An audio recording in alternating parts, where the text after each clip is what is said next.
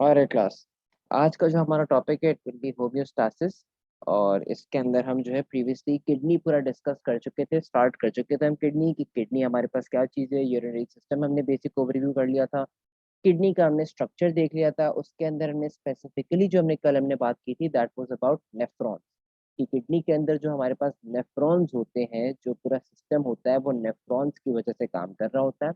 वो नेफ्रॉन्स के हमने डिफरेंट पार्ट्स पढ़े थे, ग्लोमेरुलस पढ़ा था, बोमैन्स कैप्सूल पढ़ा था, हमने प्रॉक्सिमल कन्वोल्यूटेड ट्यूब्यूल को देखा था। उसके बाद वी वॉच्ड के लूप ऑफ हेनले आता है। उसके बाद हमने देखा था कि डिस्टल कन्वोल्यूटेड ट्यूब्यूल हमारे पास होता है, और एंड में हमारे पास जो होता है वो कलेक्टिंग डक्ट आ जाती है।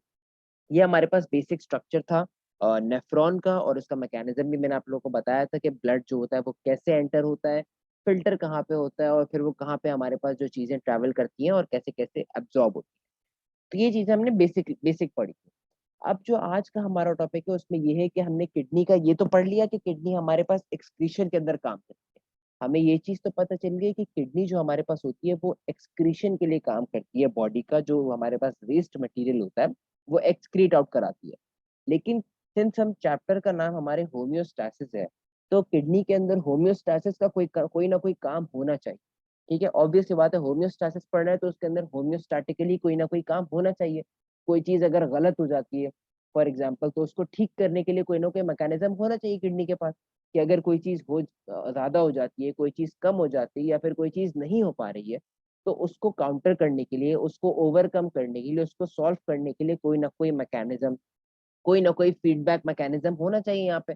जिस तरीके से होम्योस्टेसिस के अंदर होता है, स्किन हो गई, ऑस्मो रेगुलेशन हो गया, हर जगह होता है। तो किडनी के अंदर ऐसे कौन से रेगुलेटरी फंक्शंस हैं हमारे पास, किडनी के अंदर ऐसे कौन से रेगुलेटरी फंक्शंस हैं हमारे पास जिससे हमारे पास होम्योस्टेसिस कंडक्ट कराया जाता है। तो ऐसे हमारे पास पांच हमारे पास ऐसे स्टेप्स होते हैं, मैकेनिज्म्स होते हैं जिससे होम्योस्टेसिस हमारे पास प्रूव होता है किडनी के अंदर। उसमें हमारे पास क्या चीजें होती हैं, किडनी के रेगुलेटरी फंक्शन के अंदर हमारे पास पहली चीज है अल्ट्रा फिल्ट्रेशन। अब अल्ट्रा फिल्ट्रेशन मैंने आपको बताई थी कि अल्ट्रा फिल्ट्रेशन जो होती है वो हमारे पास ग्लोमेरुलस के अंदर होती है। इसको अगर मैं ड्रॉ करके आपको सही से बताऊं, तो कल भी मैंने आपको बताया था कि ये मेरे पास जो है मेरा बोमैन्स कैप्सूल है। ठीक है, ये मेरे पास, ये थोड़ा सही नहीं बना है, ये मेरे पास आ गया बोमैन कैप्सूल। ठीक हो गया, ये मेरे पास एक तरीके का कैप्सूल बन जाता है यहाँ पे। ये मेरे पास बोमैन कैप्सूल आ गया। ठीक है, ये ग्लोमेरुलस भी कह सकते हैं इसको। यहाँ पे मेरे पास एक आर्टीरियोल आ रहा होता है, जिसको हम कहते हैं एफरेंट आर्टीरियोल। ठीक हो गया, ये मेरे पास यहाँ पे एंटर होता है। यहाँ पे मेरे पास ये पूरा का पूरा एक बंच बनाता है। ठीक है, यहाँ से फिर ये मेरे पास निकल जाता है ऐसे करके।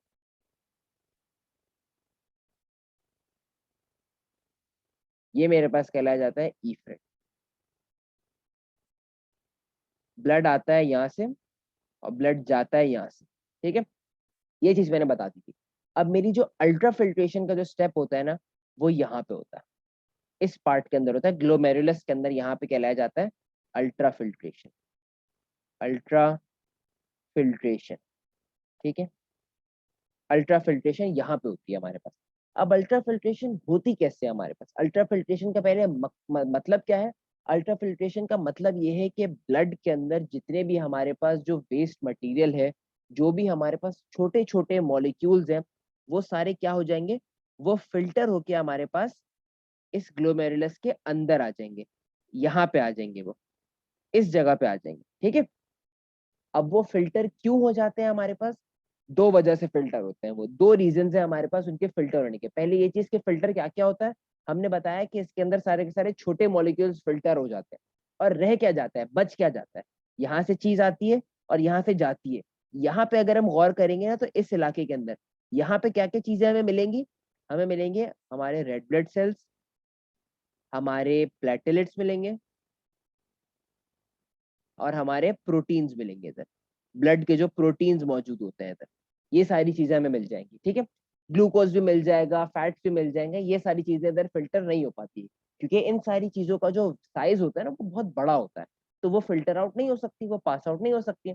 लेकिन जो हमारे पास वेस्ट मटेरियल होता है ना, यूरिया हो गया, यूरिक एसिड हो गया, क्रेटिनाइन हो गया, वो छोटे छोटे मॉलिक्यूल्स होते हैं, तो वो आसानी से पास आउट हो जाते हैं। आयन्स हो गए, वाटर हो गया, वो पास आउट हो जाते हैं, क्योंकि ये मेम्ब्रेन बहुत पतली सी होती है, और यहाँ पे जो ये बंच बना हुआ होता है ना, इसके अंदर भी मेम्ब्रेन बहुत पतली सी होती है। तो ये क्या होता है, आराम से पास आउट हो जाते हैं चीजें, बाकी की चीजें पास आउट नहीं हो पाती, तो वो चली जाती है। ये तो हमारे पास एक रीजन हो गया कि ये मेम्ब्रेन बहुत पतली होती है इसलिए पास आउट हो जाते हैं, एक रीजन हो गया। दूसरा मेन रीजन क्या होता है अल्ट्रा फिल्ट्रेशन होने का, मेन रीजन क्या होता है, यहाँ पे अगर ये दोनों आर्टीरियल मैंने जो बनाए हैं, एफरेंट और ईफरेंट, इन दोनों के अंदर आप लोगों को फर्क पता चल रहा होगा। इसका साइज आप देखें कितना बड़ा है एफरेंट का, और ईफरेंट का साइज बहुत छोटा है। इनका अगर मैं इनकी विड्थ देखूं, इनका ल्यूमेन देखूं, इनके अंदर जो गैप होता है वो इसके अंदर बहुत चौड़ा है, ये बहुत पतला सा है मेरे पास। तो इससे मेरे पास क्या होता है, यहाँ पे जो ब्लड आ रहा होता है ना एफरेंट के अंदर, ये बहुत नॉर्मल तरीके से ब्लड आ रहा है, ठीक है, इतने प्रेशर से नहीं आ रहा। लेकिन जब ये यहाँ पे होता है ना, ये बहुत पतली जगह है, यहाँ पे ब्लड जा नहीं पाता, तो क्या होता है, इस साइड पे ब्लड जमा होना शुरू हो जाता है। इस साइड पे ब्लड जब जमा होना शुरू हो जाता है, वो स्लोली स्लोली आगे जा रहा होगा, क्योंकि ये साइड तो छोटी आ गई है अब हमारे पास, ब्लड स्लोली स्लोली जाएगा, और यहाँ से ब्लड आ रहा होता है कंटिन्यूअसली। यहाँ से जब ब्लड कंटिन्यूअसली आ रहा होता है, तो क्या होता है, यहाँ पे प्रेशर बिल्ड हो जाता है, यहाँ पे ऐसा प्रेशर लगता है। उस प्रेशर के लगने की वजह से हमारे पास क्या होता है, जो छोटे छोटे मॉलिक्यूल्स होते हैं वो अपने आप ही उस मेम्ब्रेन से बाहर धकेल दिया जाता है, उनको उनको बाहर धक्का दे दिया जाता है, इतना प्रेशर पीछे से आता है, उनको बाहर धक्का देके बाहर निकाल दिया जाता है। वो जाके ग्लोमेरुलस के अंदर आ जाते हैं यहाँ पे, क्योंकि इतना प्रेशर होता है हमारे पास। तो अल्ट्रा फिल्ट्रेशन होने का मकसद ही होता है, क्योंकि हमारे पास प्रेशर जनरेट हुआ होता है। और प्रेशर क्यों जनरेट हुआ होता है, एफरेंट का साइज बड़ा होता है, इफरेंट का साइज थोड़ा छोटा होता है, उसकी वजह से हमारे पास ऐसा प्रेशर जनरेट होता है कि हमारे पास जो छोटे मॉलिक्यूल्स होते हैं वो बाहर की तरफ निकल जाते हैं। ये हमारे पास अल्ट्रा फिल्ट्रेशन का स्टेप होता है। ठीक हो गया। अल्ट्रा फिल्ट्रेशन के स्टेप के अंदर बेसिकली यही सारी चीजें हैं कि उनके साइज की वजह से हमारे पास शिफ्ट हो जाता है, वोमेन कैप्सूल में आ गई। सेकेंड चीज हमारे पास क्या होती है, हमारे पास रीअब्जॉर्प्शन होती है। रीअब्जॉर्प्शन हमारे पास बहुत ही थोड़ा सा कॉम्प्लेक्स कॉन्सेप्ट है, तो इसको जरा गौर लगा के सुनिएगा। सेकेंड चीज हमारे पास रेगुलेटरी फंक्शन क्या होता है, रीअब्जॉर्प्शन का होता है। रीअब्जॉर्प्शन, रीअब्जॉर्प्शन के अंदर हमारे पास क्या चीज होती है, रीअब्जॉर्प्शन के अंदर क्या होना कि जो हमारे पास प्रीवियस स्टेप के अंदर क्या हुआ था, जो मॉलिक्यूल्स मेरे पास बाहर आ गए थे, उन चीजों को वापस से रीअब्जॉर्ब कराना। रीअब्जॉर्प्शन होती कहाँ है हमारे पास, मैंने कल भी बताया था कि इफरेंट आर्टीरियल जो है ये घूम के वापस से नीचे की तरफ आके रैप होना शुरू हो जाता है। तो जब ये रैप होता है ना, ये क्या करता है, तीनों जगहों से, पीसीटी से, लूप ऑफ हेनले से, और डीसीटी से। PCT proximal convoluted tubule, DCT distal convoluted tubule, और लूप ऑफ हेनले में पता है बीच में होता है। इन तीनों जगहों से उन सारे मॉलिक्यूल्स के अंदर से जो काम की चीजें हैं ना हमारे पास, उन चीजों को वापस से रीअब्जॉर्ब कराते हैं। ठीक है, उनको रीअब्जॉर्ब कराते हैं, क्योंकि वो हमारे पास क्या है, नेफ्रॉन के अंदर मौजूद है। उस नेफ्रॉन के अंदर से हमारे पास उसको रीअब्जॉर्ब करा के वापस से ब्लड के अंदर ले लेते हैं। ब्लड के अंदर से आई थी ना वो चीजें फिल्टर होके, तो अब उनको वापस से ब्लड के अंदर ले लेते हैं। वापस से उन चीजों को जब हम ब्लड के अंदर ले लेते हैं, तो हमारे पास क्या चीज होती है, जो वेस्ट मटेरियल होता है वो बच जाता है, नेफ्रॉन के अंदर रह जाता है, और जो अच्छी चीजें होती हैं उनको हम वापस से एब्जॉर्ब करा लेते हैं। तो इसलिए इसे कहते हैं रीएब्जॉर्प्शन, मतलब दोबारा से एब्जॉर्प्शन कराना इन चीजों की। ठीक है, वो रीएब्जॉर्प्शन कहलाई जाती है। वो आर्टीरियोल्स जो हमारे पास होते हैं घूम के नीचे की तरफ आ रहे होते हैं, उनकी वजह से हमारे पास रीएब्जॉर्प्शन हो जाता है वहां पे। ये हमारे पास रीअब्जॉर्प्शन हो गया। अब हमारे पास तीन चीजें हैं यहाँ पे, मेरे पास प्रॉक्सिमल कन्वोल्यूटेड ट्यूब्यूल है, लूप ऑफ हेनले और डिस्टल कन्वोल्यूटेड ट्यूब्यूल है। जितनी भी चीजें हमारे पास फिल्टर होती है ना, उसके अंदर से ज्यादातर काम की चीजों की अगर बात करें, वाटर हो गए, आयंस हो गए, ज्यादातर जो चीजें होती हैं वो प्रॉक्सिमल कन्वोल्यूटेड ट्यूब्यूल के अंदर ही एब्जॉर्ब हो जाती है। रीअब्जॉर्प्शन करानी है ना, तो प्रॉक्सिमल कन्वोल्यूटेड ट्यूब्यूल तो सबसे पहले आती है नेफ्रॉन के अंदर। ठीक है, तो प्रॉक्सिमल पीसीटी के अंदर ही काफी सारी चीजें, तकरीबन 90% चीजें जो होती है ना, वो रीअब्जॉर्ब हो जाती है। वाटर हो गया, आयंस हो गए, सारी की सारी चीजें रीअब्जॉर्ब आसानी से हो जाती है पीसीटी के अंदर। अब जो बची कुछ ही चीजें रह जाती हैं एब्जॉर्ब कराने के लिए, वेस्ट मटेरियल तो एब्जॉर्ब नहीं होगा, जो बची कुछ ही चीजें रह गई काम की, वो जाती है लूप ऑफ हेनले के अंदर। लूप ऑफ हेनले के अंदर से फिर उनका रीअब्जॉर्प्शन होता है, वाटर का और आयंस का। ये दो तरीकों से होता है, ये हम आगे चल के पढ़ेंगे। फिर हमारे पास जो और जो चीजें एंड में थोड़ी बहुत बची कुची रह जाती हैं वो कहाँ पे रीअब्सॉर्ब होंगी, डिस्टल कन्वोल्यूटेड ट्यूब्यूल के अंदर, क्योंकि ये हमारे पास आखिरी जगह है जहाँ पे रीअब्सॉर्प्शन होती है। इसके बाद हमारे पास जो सारी चीजें बच जाती है ना, वो मोस्टली हमारे पास वेस्ट मटेरियल ही होता है और थोड़ा सा वाटर होता है। वो वेस्ट मटेरियल और थोड़ा सा वाटर कलेक्टिंग डक्ट के अंदर चला जाता है। कलेक्टिंग डक्ट के अंदर फाइनल एडजस्टमेंट होती है वाटर की। आयंस वगैरह कुछ भी रीअब्सॉर्ब नहीं होते, वहां पे सिर्फ वाटर थोड़ा सा रीअब्सॉर्ब हो सकता है।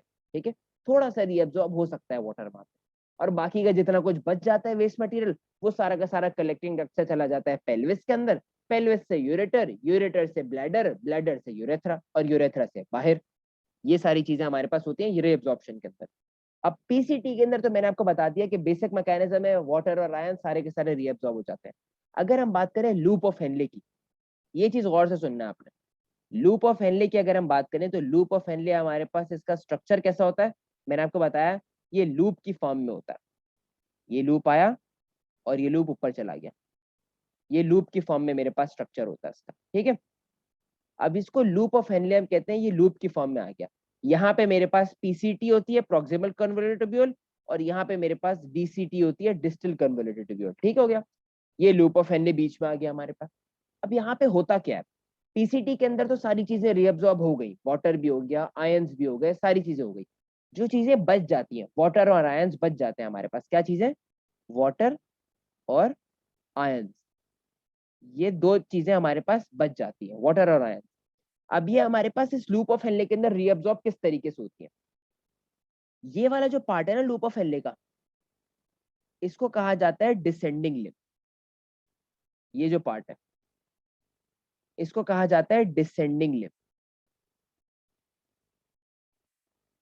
Descending limb. और ये जो पार्ट है हमारे पास, इसको कहा जाता है असेंडिंग लिम्ब,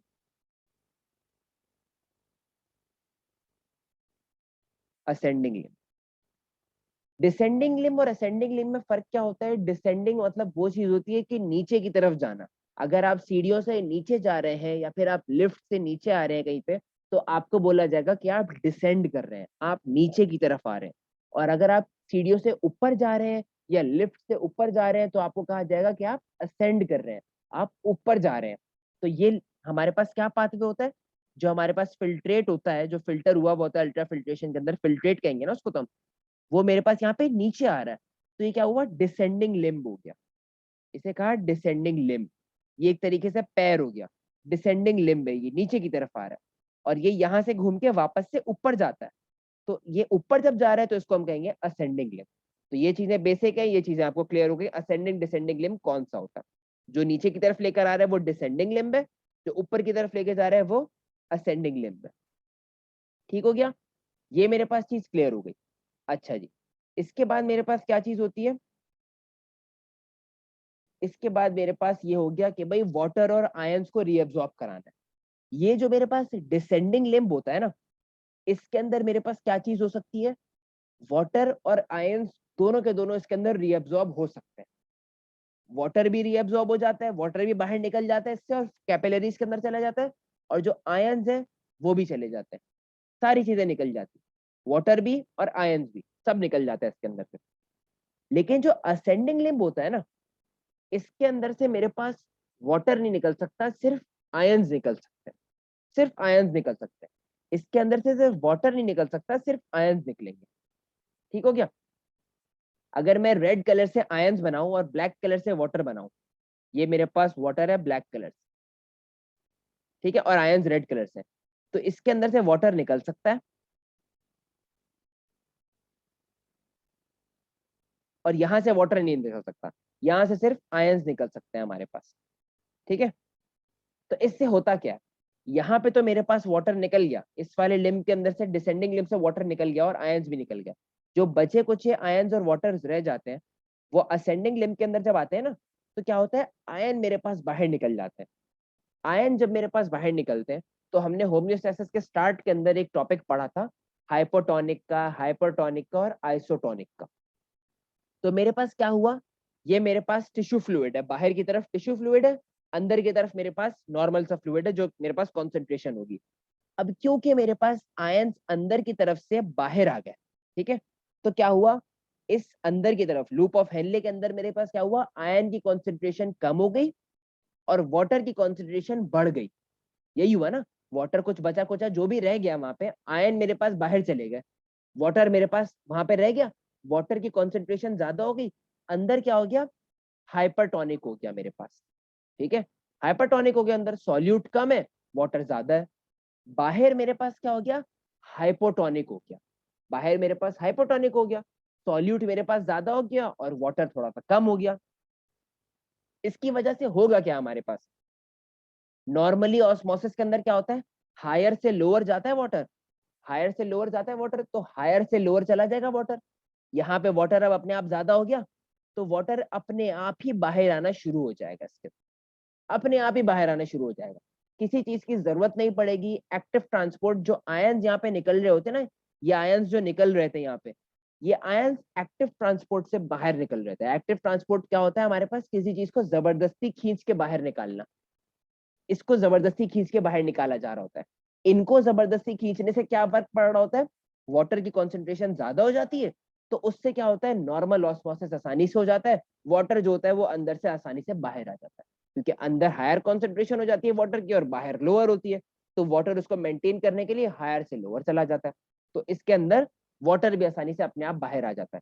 फिर उसके बाद जो बची कुछ चीजें हमारे पास रह जाती हैं, वो डीसीटी के अंदर जाती है, वहां पे दोबारा से रीअब्जॉर्प्शन हो जाती है और फिर कलेक्टिंग डक्ट के अंदर सारा वेस्ट चला जाता है। लूप ऑफ हेनले के अंदर इस तरीके से होता है, इसे हम काउंटर करंट भी कह सकते हैं। काउंटर करंट एक्सचेंज इसे कहा जाता है कि एक साइड से हमारे पास कुछ चीजें बाहर आ रही हैं, दूसरी साइड से सिर्फ कुछ चीजें बाहर नहीं आ सकती, वो ऑटोमेटिकली बाहर आ जाती है हमारे पास। ये हमारे पास असेंडिंग और डिसेंडिंग लिम्फ का होता है। अगर कुछ समझ ना आए, किसी को भी कंफ्यूजन हो, तो वो मुझसे पूछ लो उस वक्त, ऐसा ना हो कि आगे चल के जब मैं पूछूं तो फिर वो आगे आपको सवाल ना आ रहा हो। तो ये चीज हमारे पास हो गई असेंडिंग और डिसेंडिंग लूप के अंदर। ठीक हो गया, इसी चीज को हम कंटिन्यू करते हैं, बस आगे हम नहीं जाएंगे, अडेप्टेशन के अंदर नहीं जाएंगे, हार्मोन्स में यहीं पे रहेंगे बस। रीअब्जॉर्प्शन इस तरीके से हमारे पास हो जाती है। ठीक हो गया, इसी के अंदर ये चीज लिखी है, आप इसको जब मीटिंग एंड हो जाए तो एक दफा रीड कर लीजिएगा अपनी बुक के अंदर से। ट्यूब्यूलर सिक्रीशन हमारे पास तीसरी चीज होती है कि ट्यूब्यूलर सिक्रीशन के अंदर क्या होता है। ट्यूब्यूलर सिक्रीशन वो होता है, जैसा कि मैंने स्टार्ट में बताया था कि मेरे पास जो ये इफरेंट आर्टीरियल होता है, ये घूम के वापस से आ रहा होता है, ये घूम के मेरे पास रैप कर रहा होता है। अब जाहिर सी बात है, जब ये रैपिंग कर रहा होगा मेरे पास, ये मेरे पास ट्यूब है, फॉर एग्जाम्पल ये मेरे पास मेरी ट्यूब है, डिस्टल कन्वोल्यूटेड ट्यूब्यूल है या फिर पीसीटी, पीसीटी है, डीसीटी है, जो सी भी आप समझो उसको। मेरे पास यहाँ पे रैपिंग हुई हुई है, आर्टेरियोल की रैपिंग हुई हुई है यहाँ पे। अब जैसे जैसे इसमें से चीजें बाहर निकल के वापस से इसमें जा रही होती हैं, नॉर्मली क्या हो रहा था, वाटर और आयंस जो होते हैं वो रीअब्सॉर्ब होके वापस से आर्टरी के अंदर जा रहे हैं। उसी तरीके से आर्टरी के अंदर अगर कोई वेस्ट मटेरियल मौजूद है, कोई ना कोई वेस्ट मटेरियल बच जाता होगा ना फिल्ट्रेशन के अंदर, ऐसा तो नहीं है कि पूरी 100% फिल्ट्रेशन होती है, सारा का सारा वेस्ट निकल जाता है, थोड़ी बहुत वेस्ट मटेरियल चीजें रह जाती हैं। तो वो जब इफरेंट आर्टेरियल के अंदर जाती हैं, वो घूम के वापस से रैप जब होता है ना, तो इसके अंदर मेरे पास क्या होता है, जो वेस्ट मटेरियल जो बचा कुचा रह जाता है, जो छुपा हुआ होता है, वो भी सारा का सारा इसके अंदर दोबारा आ जाता है, वो दोबारा इसके अंदर आ जाता है यहाँ पे। जब वो इसके अंदर आ जाता है हमारे पास यहाँ पे, तो क्या हुआ, अंदर जो है वेस्ट मटेरियल की कॉन्सेंट्रेशन बढ़ जाती है हमारे पास। तो इससे क्या हुआ, जो ब्लड के अंदर बचा कुचा वेस्ट था, वो भी वापस से हमारे पास नेफ्रॉन के अंदर आ जाता है और उसको आसानी से कलेक्टिंग डक्ट के अंदर ले जाके एक्सक्रीट करा सकते हैं। ये हमारे पास कहलाया जाता है ट्यूब्यूलर सेक्रीशन, क्योंकि क्या हो रही है, ट्यूब्स के अंदर जो हमारे पास सेक्रीट होके चीजें आ रही है, वापस से हमारे पास ट्यूब्स के अंदर चीजें आ रही हैं और वेस्ट मटेरियल ऐड हो रहा है उसके अंदर। फिल्ट्रेशन से तो हो रहा था, ट्यूबुलर सिक्रीशन के थ्रू भी और वेस्ट मटेरियल हमारे पास ऐड अप हो रहा होता है। ये हमारे पास होम्योस्टेसिस ही हुआ एक तरीके से। क्यों, क्योंकि वेस्ट मटेरियल मेरे पास आ रहा था, उसको हमने दूसरे तरीके से भी उसको वापस से हम किडनी के अंदर लेकर आ रहे हैं, उसको भागने नहीं दे रहे, उसको और दोबारा हम सही से पकड़ रहे हैं। ये हमारे पास ट्यूबुलर सिक्रीशन के अंदर आ जाता है। लास्ट जो हमारे पास चीज है वो है काउंटर करंट एक्सचेंज। एक तो काउंटर करंट एक्सचेंज मैंने आपको बता दिया, लूप ऑफ हेनले के अंदर समझा दिया। ठीक है, लूप ऑफ हेनले के अंदर मैंने आपको बता दिया था कि एक चीज यहाँ से होती है और एक चीज वहां से हमारे पास होती है। ठीक हो गया। दूसरा हमारे पास पूरी किडनी के अंदर दो जगह पे काउंटर करंट एक्सचेंज हो रहे होते हैं। काउंटर करंट एक्सचेंज जो हमारे पास होता है वो दो जगह पे हो रहे हैं। एक तो मैंने बता दिया कि लूप ऑफ हेनले के अंदर हो रहा होता है। ठीक है, दूसरा काउंटर करंट एक्सचेंज हमारे पास कहाँ पे हो रहे थे, वो वेजा रेक्टा के अंदर हो रहा होता है। वेजा रेक्टा अगर आपको याद हो तो वेजा रेक्टा क्या चीज थी, जो इफरेंट आर्टीरियल थे ना हमारे पास, इफरेंट आर्टिकल जो हमारे पास जा रहे थे वो दो ब्रांचेस के अंदर डिवाइड हो रहे थे। एक ब्रांच मेरे पास थी पेरिटोब्यूलर की, जो कि प्रॉक्सिमल कन्वोल्यूटेड ट्यूब्यूल और डिस्टल कन्वोल्यूटेड ट्यूब्यूल को रैप कर रही थी, और दूसरी ब्रांच थी वेजा रेक्टा, वो जा रही थी लूप ऑफ हेनले के पास। ठीक है, तो एक काउंटर करंट तो मेरे पास हो गया लूप ऑफ हेनले के अंदर, दूसरा काउंटर करंट जो मेरे पास होता है ना वो वेजा रेक्टर के अंदर होता है। वेजा रेक्टर के अंदर किस तरीके से होता है हमारे पास, वेजा रेक्टर के अंदर हमारे पास कैसे होता है, run parallel to the loop of Henle, only about 1% of the blood that flows through the kidney passes through the vasa recta at very slower speed। अच्छा, वेजा रेक्टा के अंदर जो हमारे पास ब्लड पास हो रहा होता है ना, वो बहुत ही स्लो स्पीड से पास हो रहा होता है। उसकी स्लो स्पीड से पास होने की वजह से हमारे पास क्या चीज होती है, जो हमारे पास बाकी के जो अगर कॉन्सेंट्रेटेड चीजें होती है ना हमारे पास, जो आयन्स है, जो वाटर मॉलिक्यूल है, जो टिश्यू फ्लूइड के अंदर गए हुए आसपास, उनको रीअब्सॉर्ब कराता है वो काउंटर करंट जो हमारे पास होता है, वो वापस से हमारे पास ब्लड के अंदर खींच देता है। अब जाहिर सी बात है, लूप ऑफ हेनले के अंदर से जो वाटर निकलता है, कुछ तो चला गया कैपिलरीज के अंदर, कुछ जो वाटर होता है ना वो इधर उधर चला जाता है टिश्यूज के अंदर। उन टिश्यूज के अंदर से जो वाटर को रीअब्सॉर्ब कराना होता है ना, वो काम वेजा रेक्टा करता है हमारे पास। तो एक काउंटर करंट हमारे पास क्या हुआ, लूप ऑफ हेनले के अंदर हो जाता है, और दूसरा काउंटर करंट हमारे पास वेजा रेक्टा के अंदर हो जाता है। वेजा रेक्टा क्या करता है, जो इधर उधर जो बचा कुचा वाटर होता है ना टिश्यू फ्लूइड के अंदर, उसको रीअब्सॉर्ब करा लेता है वो आसानी से, और रीअब्सॉर्ब करा के वापस से ब्लड के अंदर ले जाता है वो आसानी से। तो ये मेरे पास दूसरा काउंटर करंट एक्सचेंज दिखाता है। अच्छा, वेजा रेक्टा के अंदर हमारे पास एक और फंक्शन ये भी होता है कि वेजा रेक्टा जो ब्लड सप्लाई कर रहा होता है ना, उसके अंदर हमारे पास ऑक्सीजन भी मौजूद होती है। तो हमारे किडनी के जो सेल्स होते हैं ना, उनको जो ऑक्सीजन चाहिए होती है वो वेजा रेक्टर से वो ऑक्सीजन ले रहे होते हैं, क्योंकि वेजा रेक्टा तो मेड्यूला के अंदर काफी डीप जगहों पे मौजूद होती है ना। जो ऊपर जो हमारे पास पेरिट्यूब्यूलर था, वो तो पीसीटी और डीसीटी को कवर कर रहा था, वो तो ऊपर ऊपर के इलाके होते हैं मेड्यूला के अंदर। जो मेड्यूला का डीप में जो इलाका होता है ना पेल्विस के पास का, वहां तक मेरे पास सिर्फ एक ही वेन जा रही होती है, वो वेजा रेक्टा जा रही होती है। तो वेजा रेक्टा वहां तक जब जा रहा होता है तो वो क्या करता है, उन सेल्स को ऑक्सीजन सप्लाई आसानी से कर देता है। इसको अगर मैं डायग्राम में आपको सही से बना के दिखाऊं, तो डायग्राम के अंदर मेरे पास क्या चीज है, ये मेरे पास किडनी है, ये मेरे पास किडनी थी, ये तो बड़ी खराब सी किडनी बन गई। ये मेरे पास एक किडनी है हमारे पास, ठीक है, ये भी कोई अच्छी खास किडनी बनी है। ये मेरे पास एक किडनी है, ठीक है, इसके अंदर दो पार्ट्स होते हैं। शुरू का पार्ट मेरे पास ये पिरामिड की अगर मैं बात करूं, ये पिरामिड है, तो ये पिरामिड के अंदर ये ऊपर वाला पार्ट जो ये कॉर्टेक्स है, ये पार्ट जो है ये मेड्यूला का पार्ट, ठीक है। अब मेड्यूला के अंदर अगर मैं किडनी को भी सही से बनाऊं, एक एक पिरामिड को अगर मैं ले लूं, ये मेरे पास एक पिरामिड है मेड्यूला के अंदर, ये मेरे पास मेड्यूला का ऊपर वाला एरिया है, और ये मेड्यूला का डीप वाला एरिया है, ठीक है। यहाँ पे पेल्विस है मेरे पास। अब यहाँ पे मेरे पास जब पेल्विस है तो क्या हुआ, मेरे पास नेफ्रॉन स्टार्ट होता है यहाँ से, यहाँ पे पीसीटी आती है, फिर लूप ऑफ हेनले आता है, फिर डीसीटी आती है, और यहाँ से फिर कलेक्टिंग डक्ट आ जाती है। होता यही है मेरे पास। अब क्या हुआ, जो मेरे पास जो वेन्स आ रही होती है ना यहाँ से, इफरेंट आर्टीरियल्स, इसको मैं ब्लैक से बनाऊंगा इफरेंट को, इफरेंट आर्टीरियल से वेन्स आ रही हैं, उन्होंने क्या किया, इसको उन्होंने ये अभी रैप नहीं करा, उन्होंने क्या किया, वो आ रही है, दो में डिवाइड हो गई। पेरिटोब्यूलर जो था उसने सिर्फ पीसीटी को कवर किया और जाके डीसीटी को कवर कर लिया, ठीक है। जो वेजा रेक्टा था वो नीचे की तरफ आया, वेजा रेक्टा नीचे की तरफ आया और उसने लूप ऑफ हेनले को रैप किया,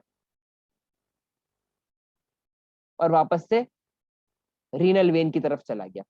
ये जब इसने यहाँ पे रैप किया, ये जब इसने यहाँ पे रैप किया, तो फिर हमारे पास क्या चीज हुई, यहाँ के जो सेल्स थे ना ऊपर वाले सेल्स, उनको तो ऑक्सीजन पेरिटोब्यूलर से मिल गई आसानी से, लेकिन जो नीचे के सेल्स थे, जो डीप में सेल्स हमारे पास होते हैं मेड्यूला के, यहाँ पे जो सेल्स है हमारे पास, ये तो डीप में सेल्स हमारे पास, इनको कहाँ से सप्लाई मिल रही है, इनको मिल रही है वेजा रेक्टा से, क्योंकि यहाँ पे पेरिटोब्यूलर तो आ नहीं रहा, यहाँ पे सिर्फ वेजा रेक्टा आ रहा है, तो वेजा रेक्टा फिर यहाँ पे ब्लड सप्लाई कराएगा हमारे पास। ये काउंटर करंट यहाँ पे होता है हमारे पास। ये हमारे पास चार मैकेनिज्म्स हो गए काउंटर करंट वगैरह के, इससे हमारे पास ऑस्मो, ये हमारे पास रेगुलेटरी फंक्शंस हो गए। अब इसके आगे और हमारे पास फंक्शंस होते हैं होम्योस्टैसिस के, जो होता है हार्मोन्स का कोई ना कोई इफेक्ट हमारे पास होता है। फिर हमारे पास हार्मोन्स का इफेक्ट होने के पास हम किडनी के प्रॉब्लम्स पढ़ेंगे यहाँ पे। हार्मोन्स का इफेक्ट हमारे पास होता है, ये चीज हम कल कवर कर लेंगे किडनी डिसऑर्डर्स के साथ, किडनी डिसऑर्डर्स भी कल ही हम कवर कर लेंगे। फिर थर्मो रेगुलेशन हम थोड़ा सा स्टार्ट कर लेंगे, नेक्स्ट क्लास के अंदर। ठीक है,